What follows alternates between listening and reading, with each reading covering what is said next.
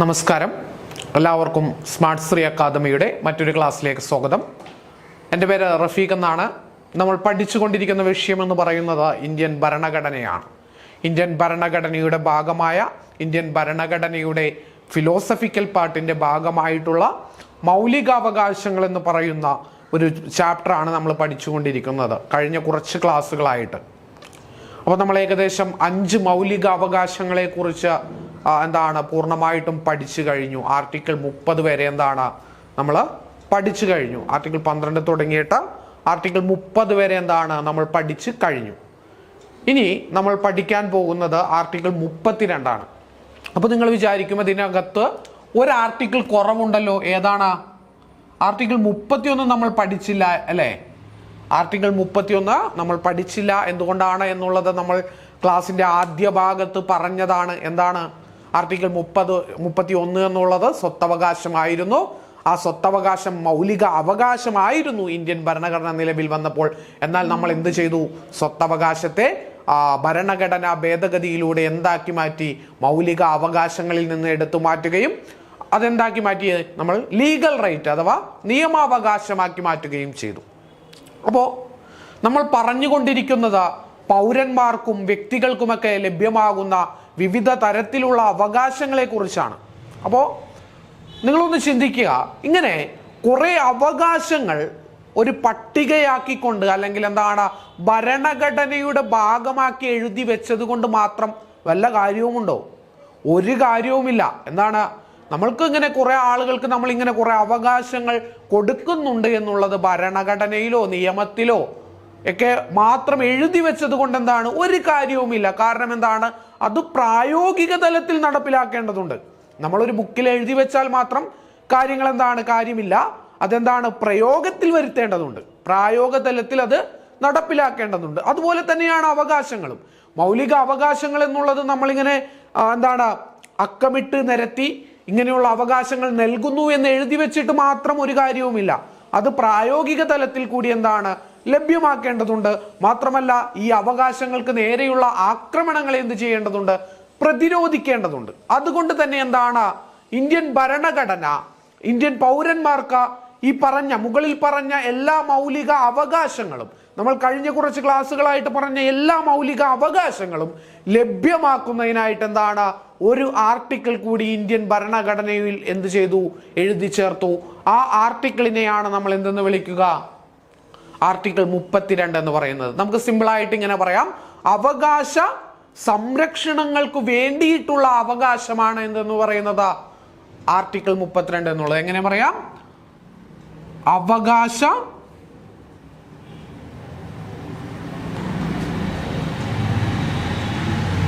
സംരക്ഷണത്തിന് വേണ്ടിയുള്ള അവകാശം, അതാണ് എന്തെന്ന് പറയുന്നത് ആർട്ടിക്കിൾ 32 എന്ന് പറയുന്നത്. ആർട്ടിക്കിൾ 32 നമുക്ക് നൽകുന്നത് നമ്മൾ മുൻ പഠിച്ച എല്ലാ അവകാശങ്ങളും നമുക്ക് സംരക്ഷിക്കുന്നതിന് വേണ്ടിയിട്ടുള്ള അവകാശമാണ് എന്തെന്ന് പറയുന്നത് ആർട്ടിക്കിൾ 32 എന്ന് പറയുന്നത്. അതിനെ നമ്മൾ വിളിക്കുന്ന പേര് എന്ന് പറയുന്നത് ഭരണഘടന പ്രതിവിധിക്കുള്ള അവകാശം എന്നാണ്. ഭരണഘടന പ്രതിവിധിക്കുള്ള അവകാശം എന്നാണ്. ഇംഗ്ലീഷിൽ നമ്മൾ അതിനെ constitutional remedies, right to constitutional remedies എന്ന് പറയും. അതായത് ഭരണഘടന പ്രതിവിധിക്കുള്ള അവകാശമാണ്. നമ്മൾ മൗലിക അവകാശങ്ങളുടെ തുടക്കം പറഞ്ഞപ്പോൾ പറഞ്ഞ ഒരു പോയിന്റ് ഉണ്ട്. നിങ്ങൾ എല്ലാവർക്കും അറിയാവുന്ന ഒരു പോയിന്റാണ്. അതായത് മൗലിക അവകാശങ്ങളുടെ സംരക്ഷകൻ എന്നറിയപ്പെടുന്നത് ആരാണ്? നിങ്ങൾ എല്ലാവരും പറയും സുപ്രീം കോടതിയാണ്. മൗലിക അവകാശങ്ങളുടെ സംരക്ഷകൻ എന്നറിയപ്പെടുന്നത് സുപ്രീം കോടതിയാണ്. എന്തുകൊണ്ടാണ് ഈ മൗലിക അവകാശങ്ങളുടെ സംരക്ഷകൻ എന്ന സുപ്രീം കോടതി അറിയപ്പെടുന്നത്? അവിടെയാണ് ഈ ആർട്ടിക്കിൾ 32ന്റെ പ്രസക്തി കിടക്കുന്നത്. ആർട്ടിക്കിൾ 32 നമ്മൾ പറഞ്ഞു അവകാശ സംരക്ഷണത്തിന് വേണ്ടിയുള്ള അവകാശമാണ്.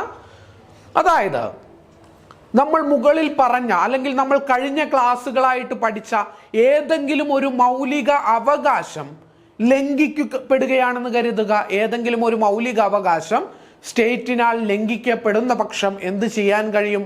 ആ പൗരന് നേരിട്ട് മേൽക്കോടതികളെ സമീപിക്കാം. അതായത് സുപ്രീം കോടതിയെയോ ഹൈക്കോടതിയെയോ എന്ത് ചെയ്യാം? സമീപിക്കാനായിട്ട് കഴിയും. അങ്ങനെ സുപ്രീം കോടതിയെയോ ഹൈക്കോടതിയെയോ സമീപിക്കുന്ന പക്ഷം നമ്മൾ സമീപിക്കുകയാണ്. എന്താണ്? എൻ്റെ മൗലിക അവകാശം ഇങ്ങനെ ലംഘിക്കപ്പെട്ടു എന്ന് പറഞ്ഞുകൊണ്ട് നമ്മൾ സുപ്രീം കോടതിയെ സമീപിക്കുന്നു. അപ്പോ സുപ്രീം കോടതി എന്ത് ചെയ്യും? സുപ്രീം കോടതി റിട്ടുകൾ എന്ന് പറയുന്ന ഒരു പ്രത്യേക ഉത്തരവുകൾ ഗവൺമെന്റിന് നൽകും. ആ ഉത്തരവുകൾ എന്തായിരിക്കും? അതായത് ആ പൗരന് നഷ്ടപ്പെട്ട അവന്റെ മൗലിക അവകാശങ്ങൾ എന്ത് ചെയ്യണം? പുനഃസ്ഥാപിച്ച് നൽകണം എന്ന് പറഞ്ഞുകൊണ്ട് ഒരു പ്രത്യേകമായിട്ടുള്ള ഉത്തരവ് ഗവൺമെന്റിന് അല്ലെങ്കിൽ സർക്കാരിന് നൽകും. അതിനെ നമ്മൾ വിളിക്കുന്ന പേരാണ് എന്തെന്ന് പറയുന്നത്? റിട്ട് എന്ന് പറയുന്നത്. എന്താണ് റിട്ട് എന്ന് പറയുന്നത്? അതാണ്.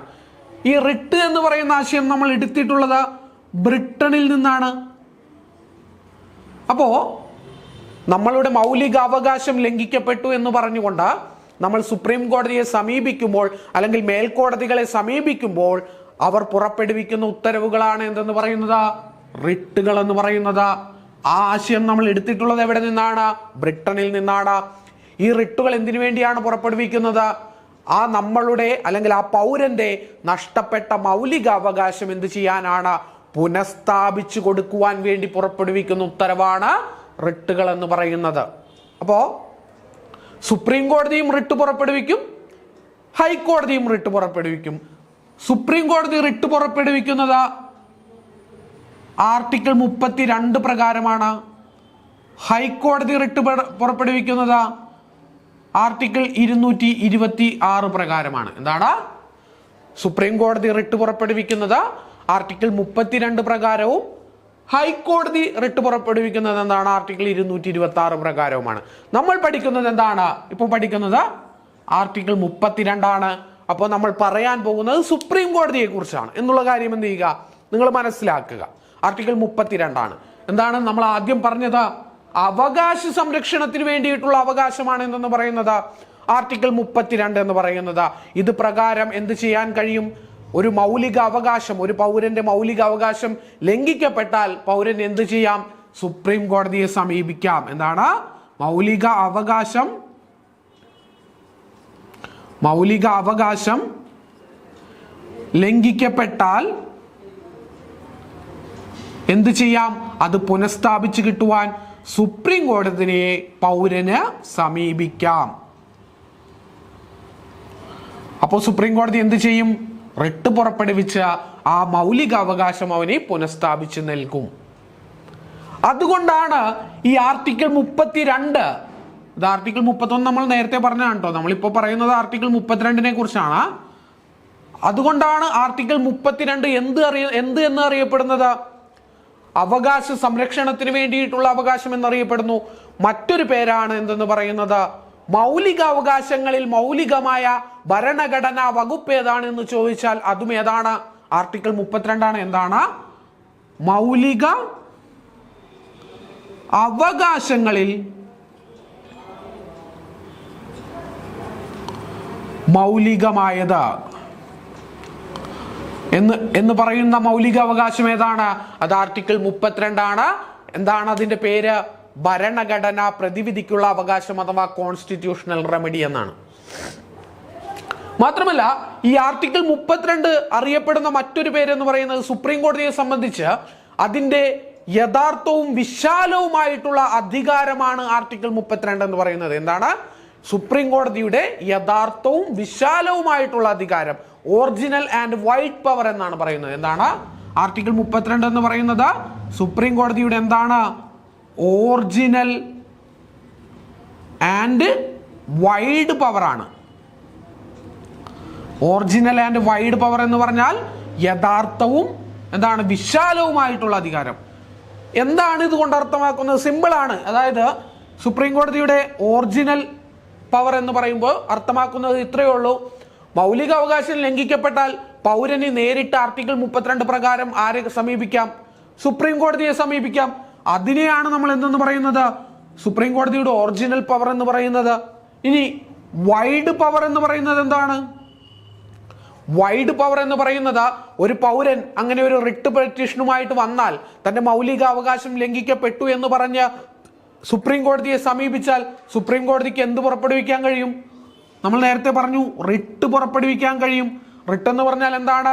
ആ മൗലികാവകാശം പുനഃസ്ഥാപിച്ചു കൊടുക്കുന്നതിന് വേണ്ടി സർക്കാരിനോട് പുറപ്പെടുവിക്കുന്ന പ്രത്യേക ഉത്തരവുകളോ നിർദ്ദേശങ്ങളോ ആണ് റിട്ട് എന്ന് പറയുന്നത്. ഈ റിട്ട് പുറപ്പെടുവിക്കാനുള്ള അധികാരത്തെയാണ് നമ്മൾ എന്തെന്ന് പറയുക? വൈഡ് പവർ അല്ലെങ്കിൽ വിശാലമായിട്ടുള്ള പവർ എന്ന് പറയുന്നത്. അപ്പോ ആർട്ടിക്കിൾ 32 സുപ്രീം കോടതിയുടെ എന്താണ്? ഒറിജിനൽ ആൻഡ് വൈഡ് പവർ ആണ്. യഥാർത്ഥവും വിശാലവുമായിട്ടുള്ള അധികാരമാണ്. യഥാർത്ഥ അധികാരം എന്ന് പറയുന്നത് എന്താണ്? പൗരന് മൗലികാവകാശം ലംഘിക്കപ്പെടുമ്പോൾ ആരെ സമീപിക്കാം? സുപ്രീം കോടതിയെ നേരിട്ട് സമീപിക്കാം.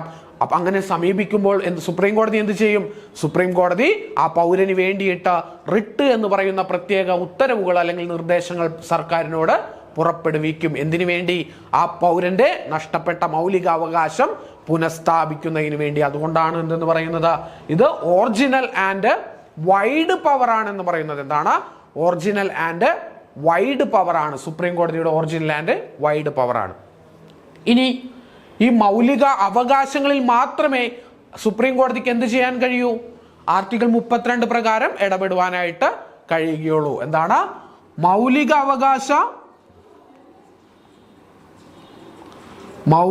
അവകാശ ലംഘനങ്ങളിൽ മാത്രമേ സുപ്രീം കോടതിക്ക് എന്ത് ചെയ്യാൻ കഴിയൂ? ആർട്ടിക്കിൾ 32 പ്രകാരം റിട്ട് പുറപ്പെടുവിക്കാനായിട്ട് കഴിയൂ. അപ്പോൾ ആർട്ടിക്കിൾ 32 എന്ന് പറയുന്നത് മൗലിക അവകാശങ്ങൾ പുനഃസ്ഥാപിച്ചു കിട്ടുവാൻ റിട്ട് പുറപ്പെടുവിക്കുന്നതിനുള്ള സുപ്രീം കോടതിയുടെ അധികാരമാണ് എന്തെന്ന് പറയുന്നത്? ആർട്ടിക്കിൾ 32 കോൺസ്റ്റിറ്റ്യൂഷണൽ റെമഡി എന്ന് പറയുന്നത്. അപ്പോ ഇങ്ങനെ റിട്ട് പുറപ്പെടുവിക്കുന്നതിനും ഈ ഭരണഘടനാ പ്രതിവിധിക്കൊക്കെ ആയിട്ട് എന്താണ്? ചില വ്യവസ്ഥകളുണ്ട്. ആർട്ടിക്കിൾ 32 എന്ന് പറയുന്ന ആർട്ടിക്കിളിന് ചില വ്യവസ്ഥകൾ എന്താണ്? ബാധകമായിട്ടുണ്ട്. ഒന്നാമത്തെ വ്യവസ്ഥ എന്ന് പറയുന്നത് ഈ ആർട്ടിക്കിൾ 32 പ്രകാരമുള്ള മൗലിക അവകാശ സംരക്ഷണം എന്നുള്ളത് എന്തിലൂടെ മാത്രമേ സാധ്യമാവുകയുള്ളൂ? എന്താണ്? ആർട്ടിക്കിൾ 32 പ്രകാരമുള്ള മൗലിക അവകാശ സംരക്ഷണം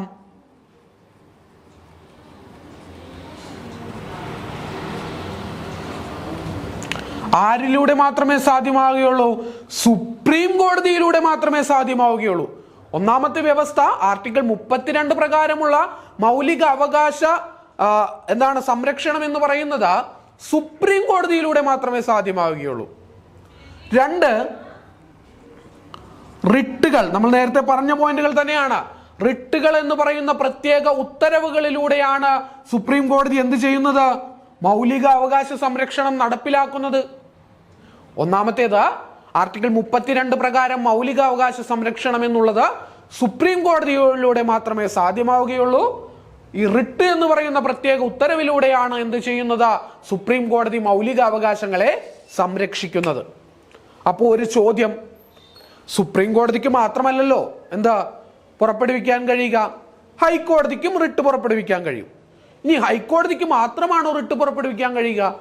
താഴെയുള്ള കോടതികൾക്ക് റിട്ട് പുറപ്പെടുവിക്കാനുള്ള അധികാരമുണ്ടോ എന്ന് ചോദിച്ചാൽ നിങ്ങൾ പറയണം, പാർലമെന്റ് അധികാരം നൽകുന്ന പക്ഷം കീഴ്ക്കോടതികൾക്കും എന്തുണ്ട്?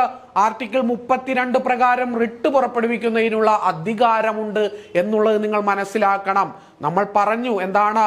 സുപ്രീം കോടതിക്കും ഹൈക്കോടതിക്കും മാത്രമാണ് റിട്ട് പുറപ്പെടുവിക്കാനുള്ള അധികാരമെന്ന് നമ്മൾ പറഞ്ഞു. പക്ഷെ നിങ്ങൾ ഒരു കാര്യം മനസ്സിലാക്കണം, എന്താണ്? ചില കീഴ്ക്കോടതികൾക്കും പാർലമെന്റ് അധികാരം നൽകിയാൽ എന്തുണ്ട്? റിട്ട് പുറപ്പെടുവിക്കാനുള്ള അധികാരമുണ്ട് എന്നുള്ളത് വ്യക്തമായിട്ട് മനസ്സിലാക്കണം. എന്താണ്? പാർലമെന്റ് അധികാരം നൽകിയാൽ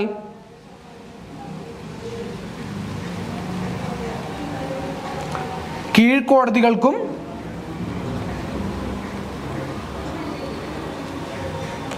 എന്ത് ചെയ്യാം? ആർട്ടിക്കിൾ 32 പ്രകാരം റിട്ട് പുറപ്പെടുവിക്കാൻ കഴിയും.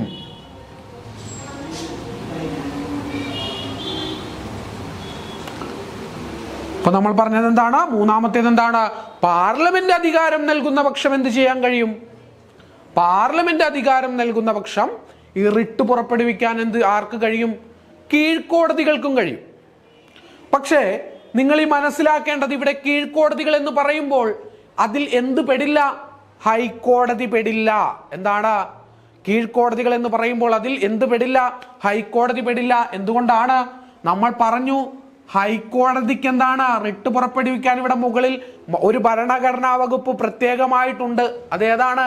ആർട്ടിക്കിൾ 226 ഇത് ഹൈക്കോടതിക്ക് താഴെയുള്ള കോടതികൾക്ക് എന്താണ് റിട്ട് പുറപ്പെടുവിക്കാനുള്ള അധികാരത്തെ കുറിച്ചാണ് ഇത് പറയുന്നത്. എന്താണ്? പാർലമെന്റ് അധികാരം നൽകുകയാണെങ്കിൽ എന്താണ് വേണമെങ്കിൽ കീഴ്ക്കോടതികൾക്കും ചിലപ്പോൾ റിട്ടുകൾ പുറപ്പെടുവിക്കാനായിട്ടുണ്ട് അധികാരം ഉണ്ടായിരിക്കും എന്നുള്ളത് നിങ്ങൾ എന്ത് ചെയ്യുക? മനസ്സിലാക്കുക. പിന്നെ എന്താണ്? മൗലിക അവകാശങ്ങളുടെ കേസിൽ മാത്രമേ എന്ത് ചെയ്യാൻ കഴിയൂ? റിട്ട് പുറപ്പെടുവിക്കാൻ കഴിയൂ. ആർട്ടിക്കിൾ 32, ആർട്ടിക്കിൾ 226 ഈ 2 ആർട്ടിക്കിളാണ് സുപ്രീം കോടതിക്കും ഹൈക്കോടതിക്കും എന്താണ് റിട്ടുകൾ പുറപ്പെടുവിക്കുന്നതിനായിട്ടുള്ള അധികാരം നൽകുന്നത്. ഇനി ഈ സുപ്രീം കോടതി പുറപ്പെടുവിക്കുന്ന റിട്ടും ഹൈക്കോടതി പുറപ്പെടുവിക്കുന്ന റിട്ടും തമ്മിൽ എന്താണ് വ്യത്യാസം? അതായത് സുപ്രീം കോടതി പുറപ്പെടുവിക്കുന്ന റിട്ട് എന്ന് പറയുന്നത് സുപ്രീം കോടതിക്ക് എന്താണ് ഫണ്ടമെന്റൽ റൈറ്റിന്റെ ലംഘനം ഉണ്ടായാൽ മാത്രമേ എന്താണ് ഫണ്ടമെന്റൽ റൈറ്റിന്റെ അതായത് മൗലിക അവകാശത്തിന്റെ ലംഘനം ഉണ്ടാകുമ്പോൾ മാത്രമാണ് ആർക്ക് സുപ്രീം കോടതിക്ക് റിട്ട് എന്ന് പറയുന്ന ഉത്തരവുകൾ പുറപ്പെടുവിക്കാൻ കഴിയൂ. ഫണ്ടമെന്റൽ റൈറ്റ് എന്ത് ചെയ്യണം? ലംഘിക്കപ്പെടണം. എന്നാൽ മാത്രമേ എന്ത് സാധ്യമാകുകയുള്ളൂ? സുപ്രീം കോടതിക്ക് റിട്ട് പുറപ്പെടുവിക്കാൻ കഴിയൂ. എന്നാൽ ഹൈക്കോടതിയെ സംബന്ധിച്ച് റിട്ട് പുറപ്പെടുവിക്കുന്നതിനുള്ള അധികാരം എന്ന് പറയുന്നത് സുപ്രീം കോടതിയെ അപേക്ഷിച്ചുകൊണ്ട് എന്താണ് കുറച്ചുകൂടി വിശാലമാണ്. ഫണ്ടമെന്റൽ റൈറ്റിന്റെ കാര്യത്തിൽ മാത്രമല്ല, മറിച്ച് എന്താണ് നമ്മളുടെ ഭരണഘടനാപരമായിട്ടുള്ള ചില അവകാശങ്ങൾ അതിൻ്റെ മുകളിലും ലീഗൽ റൈറ്റ്സ് അഥവാ നിയമപരമായിട്ടുള്ള അവകാശങ്ങളുടെ മുകളിലും റിട്ട് എന്ന് പറയുന്ന പ്രത്യേക ഉത്തരവുകളോ നിർദ്ദേശങ്ങളോ പുറപ്പെടുവിക്കാൻ ആർക്ക് കഴിയും? ഹൈക്കോടതിക്ക് കഴിയും. സുപ്രീം കോടതിക്ക് എവിടെ മാത്രമേ പറ്റൂ? ഫണ്ടമെന്റൽ റൈറ്റ് അല്ലെങ്കിൽ മൗലിക അവകാശ ലംഘനങ്ങളിൽ മാത്രമേ റിട്ട് പുറപ്പെടുവിക്കാൻ കഴിയൂ. എന്നാൽ ഹൈക്കോടതിയെ സംബന്ധിച്ച് എന്താണ് കുറച്ചുകൂടി ആ അധികാരം വിശാലമാണ്. എന്താണ്? ഫണ്ടമെന്റൽ റൈറ്റിന്റെ മാത്രമല്ല, എന്താണ് കോൺസ്റ്റിറ്റ്യൂഷണൽ റൈറ്റ്സ് അഥവാ ഭരണഘടനാ അവകാശങ്ങൾ, ലീഗൽ റൈറ്റ്സ് അഥവാ എന്താണ് നിയമാവകാശങ്ങൾ, ഇവയുടെയൊക്കെ ലംഘനങ്ങൾ കൊണ്ടോ ഇവയുടെയൊക്കെ പുനഃസ്ഥാപനത്തിനോ വേണമെങ്കിൽ എന്ത് ചെയ്യാൻ കഴിയും? റിട്ട് ഇഷ്യൂ ചെയ്യുവാനായിട്ട് ഹൈക്കോടതിക്ക് സാധിക്കും. അതാണ് ഒന്നാമത്തെ അധികാരം എന്നുള്ളത്. ഇനി രണ്ടാമത്തെ അധികാരം എന്നുള്ളത് ഈ സുപ്രീം കോടതി പുറപ്പെടുവിക്കുന്ന റിട്ട് എന്ന് പറയുന്നത് ഇന്ത്യ മുഴുവൻ ബാധകമായിട്ടുള്ള എന്താണ് റിട്ടാണ്. അതായത് സുപ്രീം കോടതി പുറപ്പെടുവിക്കുന്ന റിട്ടിന്റെ അധികാര പരിധി എന്നുള്ളത് ഇന്ത്യൻ ഭൂപ്രദേശം മുഴുവൻ എന്താണ് ബാധകമാണ്. ഇന്ത്യൻ ഭൂപ്രദേശത്തിൽ എവിടെയും എന്താണ് സുപ്രീം കോടതി പുറപ്പെടുവിക്കുന്ന റിട്ടിന് എന്തുണ്ട്? വാലിഡിറ്റി ഉണ്ട്, ബാധകമാണ്. എന്നാൽ ഹൈക്കോടതികൾക്ക് എന്തുണ്ട്? അധികാര പരിധികളുണ്ട്. ആ അധികാര പരിധിയിൽ മാത്രമേ എന്ത് ചെയ്യാൻ കഴിയൂ? ഹൈക്കോടതി പുറപ്പെടുവിക്കുന്ന റിട്ടിന് വാലിഡിറ്റി ഉണ്ടാകുകയുള്ളൂ. എന്താണ്? അധികാര പരിധിയിൽ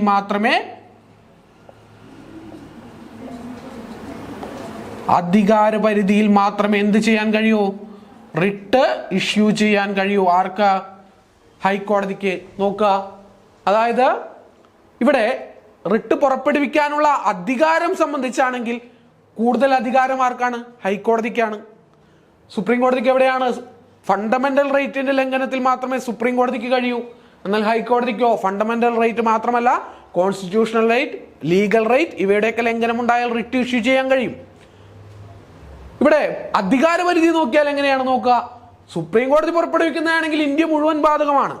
എന്നാൽ ഹൈക്കോടതി പുറപ്പെടുവിക്കുന്നതാണെങ്കിൽ എന്താണ് ആ അധികാര പരിധിക്ക് ചില എന്താണ് ആ ഹൈക്കോടതിയുടെ അധികാര പരിധിയിൽ വരുന്ന ഭൂപ്രദേശത്ത് മാത്രമേ എന്തുണ്ടാകൂ? വാലിഡിറ്റി ഉണ്ടാകൂ എന്നുള്ള കാര്യം വ്യക്തമായിട്ട് മനസ്സിലാക്കുക. അപ്പോ പിന്നെ മൂന്നാമത്തെ ഒരു പോയിന്റ് കൂടിയുണ്ട്. അതായത് ഈ സുപ്രീം കോടതി പുറപ്പെടുവിക്കുന്നതും ഹൈക്കോടതി പുറപ്പെടുവിക്കുന്നതും റിട്ട് തമ്മിലുള്ള മൂന്നാമത്തെ വ്യത്യാസം എന്ന് പറയുന്നത്, നിങ്ങളൊരു റിട്ട് പെറ്റീഷനുമായിട്ട് അതായത് മൗലികാവകാശം ലംഘിക്കപ്പെട്ടു എന്ന് പറയുന്ന ഒരു റിട്ട് പെറ്റീഷനുമായിട്ട് എന്താണ് നിങ്ങൾ സുപ്രീം കോടതിയെ സമീപിക്കുന്ന പക്ഷം എന്താണ്? Not rejected. എന്താണ്? അത് റിജക്റ്റ് ചെയ്യില്ല. സുപ്രീം കോടതി എന്ത് ചെയ്യും? സ്വീകരിക്കും. എന്നാൽ ഹൈക്കോടതിയെ സംബന്ധിച്ച് എന്താണ്, അത് സ്വീകരിക്കണമോ വേണ്ടയോ എന്നുള്ളത് എന്താണ്, മേ ബി റിജക്റ്റഡ്, ചിലപ്പോൾ എന്താണ് തള്ളിക്കളയാൻ സാധ്യതയുണ്ട്. എന്തുകൊണ്ടാണ്? അത് സ്വീകരിക്കണമോ വേണ്ടയോ എന്നുള്ളത് ഹൈക്കോടതിയുടെ ഒരു ഡിസ്ക്രിമിനേഷൻ പവറാണ്. എന്താണ് അത്? ഹൈക്കോടതിയുടെ ഒരു ഡിസ്ക്രിമിനേഷൻ പവറാണ്. ഇപ്പോ നമ്മൾ ആ ചെല്ലുന്ന വിഷയത്തിൽ എന്താണ് ഒരു ഓൾട്ടർനേറ്റീവ് സൊല്യൂഷൻ ഉണ്ടെങ്കിൽ എന്താണ്, ചിലപ്പോൾ ഹൈക്കോടതി എന്ത് ചെയ്യില്ല, അത് ആ റിട്ട് പെറ്റീഷൻ സ്വീകരിക്കണമെന്നൊന്നും നിർബന്ധമില്ല. അതിനൊരു ഓൾട്ടർനേറ്റീവ് സൊല്യൂഷൻ ഒക്കെ ഉണ്ടെങ്കിൽ എന്ത് ചെയ്യും, കോടതി ആ പെറ്റീഷൻ സ്വീകരിക്കില്ല. അതാണ് എന്തെന്നുള്ളത് സുപ്രീം കോടതി പുറപ്പെടുവിക്കുന്നതും ഹൈക്കോടതി പുറപ്പെടുവിക്കുന്നതുമായിട്ടുള്ള റിട്ടുകൾ തമ്മിലുള്ള വ്യത്യാസം. നമ്മൾ കുറെ നേരമായി റിട്ട് റിട്ട് റിട്ട് റിട്ട് എന്ന് പറയുന്ന കാര്യത്തെക്കുറിച്ച് പറഞ്ഞുകൊണ്ടിരിക്കുന്നു. എന്താണ് റിട്ട് എന്ന് നമ്മൾ പറഞ്ഞു. എന്താണ്? ഒരു പ്രത്യേക ഉത്തരവുകളാണ് റിട്ടുകൾ. എന്തിനു വേണ്ടിയിട്ടാ? കോടതികൾ, സുപ്രീം കോടതിയും ഹൈക്കോടതിയും ഒക്കെ പുറപ്പെടുവിക്കുന്ന പ്രത്യേക ഉത്തരവുകളാണ്. ആർക്ക് വേണ്ടിയിട്ട്? ഗവൺമെന്റിനോടുള്ള പ്രത്യേക ഉത്തരവുകളാണ് എന്തെന്ന് പറയുന്നത് റിട്ട് എന്ന് പറയുന്നത്. അപ്പോ എന്തൊക്കെയാണ്? പ്രധാനമായിട്ടും 5 രീതിയിലുള്ള റിട്ടുകളാണ് ആര് പുറപ്പെടുവിക്കുന്നത്? സുപ്രീം കോടതിയും ഹൈക്കോടതിയും പുറപ്പെടുവിക്കുന്നത്. നിങ്ങൾക്ക് എല്ലാവർക്കും അതിന്റെ പേരുകൾ അറിയാമായിരിക്കും. എന്തൊക്കെയാണ്? ഒന്നാമത്തേത് ഹേബിയസ് കോർപ്പസ് ആണ്. ഒന്നാമത്തേത് എന്താണ്? ഹേബിയസ് കോർപ്പസ് ആണ്. രണ്ടാമത്തേത് എന്താണ്? മാൻഡമസ് എന്ന് പറയും. മൂന്നാമത്തേത് സെർഷ്യോററിയും പ്രൊഹിബിഷനും. പിന്നെ എന്താണ്? അഞ്ചാമത്തേത് എന്താണ്? കോ വാറന്റോ. ഇങ്ങനെ 5 റിട്ടുകളാണ് എന്ത് ചെയ്യുക, സുപ്രീം കോടതി അല്ലെങ്കിൽ ഹൈക്കോടതികൾ എന്ത് ചെയ്യുക, പുറപ്പെടുവിക്കുക. ഒന്നാമത്തേത് എന്താണ്? Habeas corpus. Habeas corpus. രണ്ടാമത്തേത് മാൻഡമസ്. മൂന്നാമത്തേത് പ്രൊഹിബിഷൻ.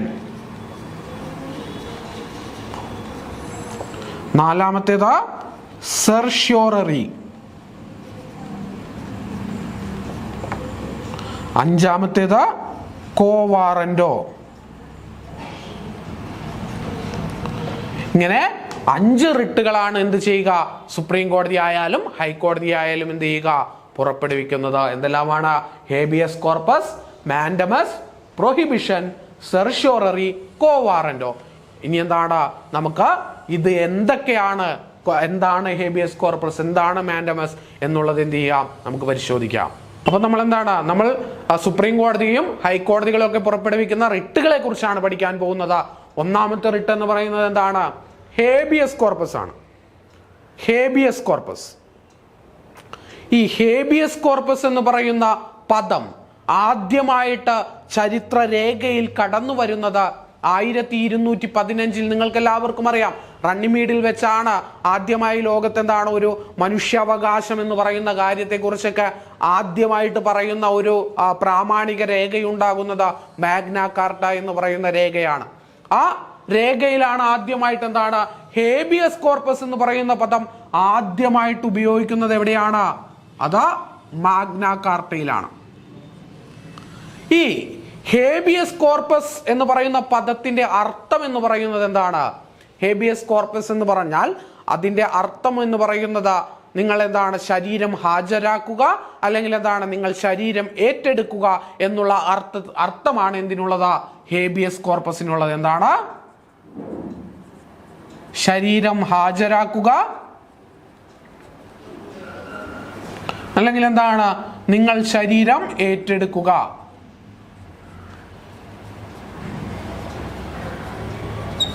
എന്നർത്ഥമാണ് എന്തിനുള്ളത്? ഹേബിയസ് കോർപ്പസിനുള്ളത്.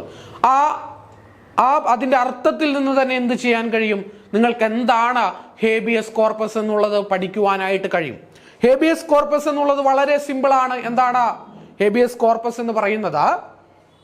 അതായത് നിയമാനുസൃതമല്ലാതെ, അല്ലെങ്കിൽ അതായത് നിയമരഹിതമായോ നീതിരഹിതമായോ തടങ്കലിൽ വെച്ചിരിക്കുന്ന ആളെ, എന്താണ് നീതിരഹിതമായോ നിയമരഹിതമായോ തടങ്കലിൽ വെച്ചിരിക്കുന്ന ഒരാളെ അവിടെ നിന്ന് മോചിപ്പിച്ചുകൊണ്ട് കോടതി മുമ്പാകെ ഹാജരാക്കുവാൻ കോടതി നൽകുന്ന ഉത്തരവാണ്. ആ റിട്ടിനെ പറയുന്ന പേരാണ് എന്തെന്ന് പറയുന്നത്?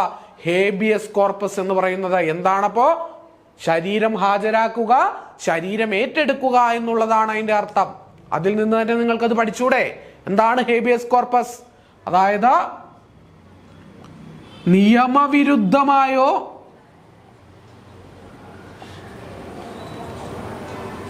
നീതിരഹിതമായോ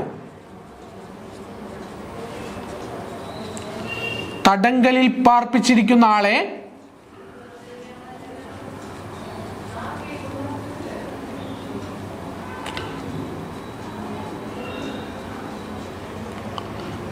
എന്താണ് ചെയ്യുന്നത്? മോചിപ്പിച്ച് കോടതി മുൻപാകെ ഹാജരാക്കുക, അല്ലെങ്കിൽ ഹാജരാക്കുന്നതിനായിട്ട് കോടതി പുറപ്പെടുവിക്കുന്ന ഉത്തരവിനെയാണ് എന്തെന്ന് പറയുന്നത്?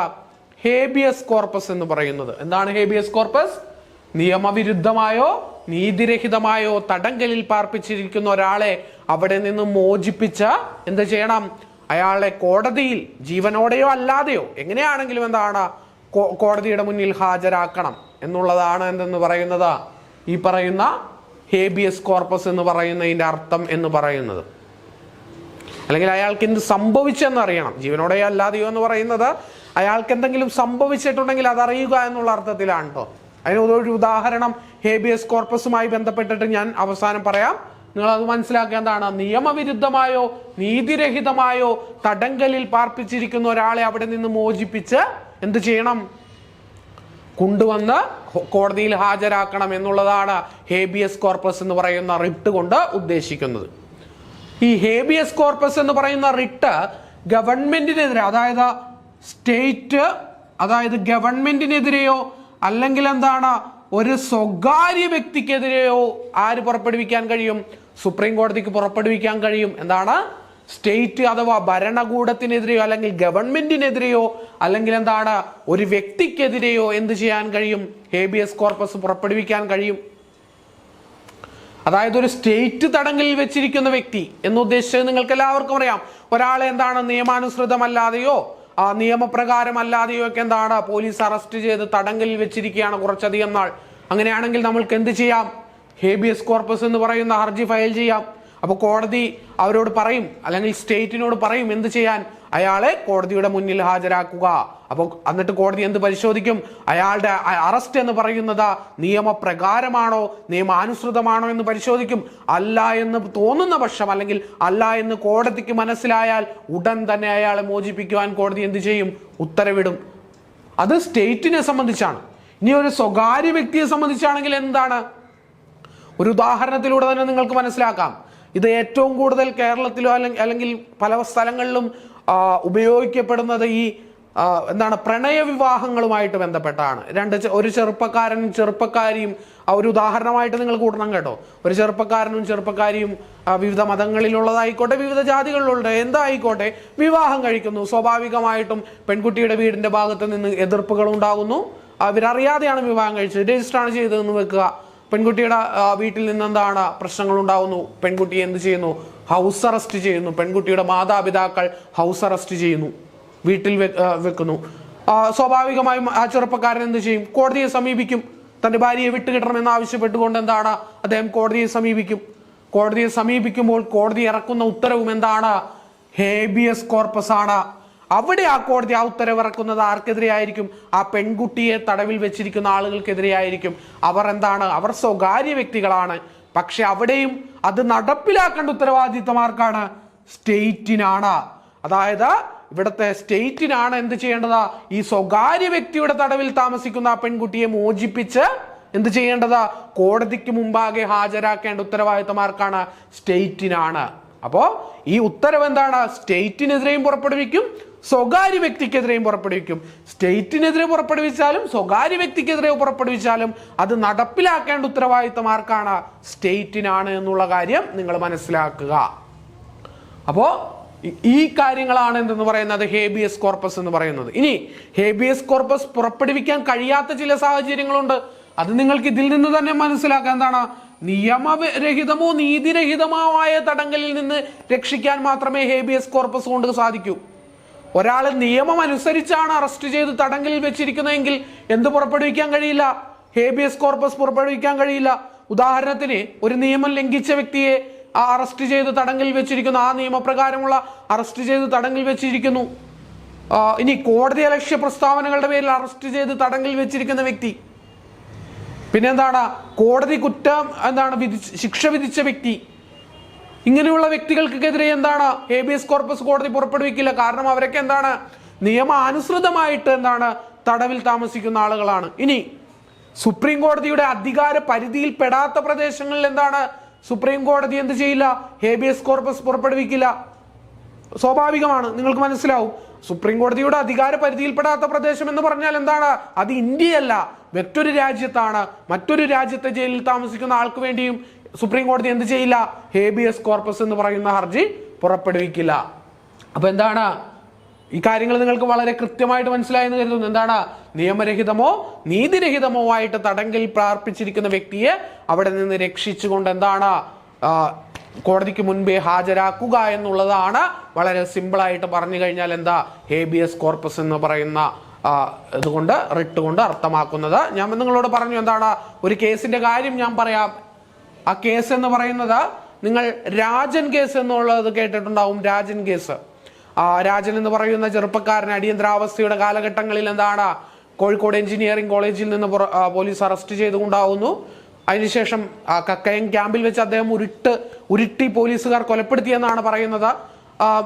ഈ കൊണ്ടുപോയതിനു ശേഷം സംഭവിക്കുന്നത് എന്ന് പറഞ്ഞാൽ പിന്നെ രാജനെ കുറിച്ച് യാതൊരു വിവരങ്ങളും ലോകത്തിന് പിന്നെ ലഭിക്കുന്നില്ല. അദ്ദേഹത്തിന്റെ അച്ഛൻ പിന്നീട് ഹൈക്കോടതിയിൽ ഈ പറയുന്ന ഹേബിയസ് കോർപ്പസ് എന്ന കേസ് ഫയൽ ചെയ്യുകയും പിന്നീടാണ് രാജൻ മരിച്ചു എന്നൊക്കെ സ്ഥിരീകരിക്കുന്നത്. അദ്ദേഹത്തിന്റെ ബോഡിയൊന്നും പിന്നീട് കിട്ടിയില്ല. പക്ഷെ ആ ഹേബിയസ് കോർപ്പസ് ഹർജിയോടുകൂടി രാജന്റെ മരണം ഏകദേശം സ്ഥിരീകരിക്കുകയാണ് ഉണ്ടായത്. അപ്പോ ഒന്നാമത്തേത് ഹേബിയസ് കോർപ്പസ് ആണ്. ഇനി അടുത്ത മാൻഡമസ് സെർഷ്യോറി പ്രൊഹിബിഷൻ അങ്ങനെയുള്ള കുറച്ച് റിട്ടുകൾ കൂടി നമുക്ക് പഠിക്കേണ്ടതായിട്ടുണ്ട്. ആ ഭാഗങ്ങൾ നമുക്ക് അടുത്ത ക്ലാസ്സിൽ പഠിക്കാം. ഇപ്പോൾ ഇന്ന് പറഞ്ഞ കാര്യങ്ങളൊക്കെ എന്ത് ചെയ്യുക? വളരെ കൃത്യമായിട്ട് മനസ്സിലാക്കി പഠിക്കുക. ഇതിന്റെ ബാക്കി ഭാഗവുമായിട്ട് നമുക്ക് അടുത്ത ക്ലാസ്സിൽ കാണാം. എല്ലാവർക്കും നന്ദി, നമസ്കാരം.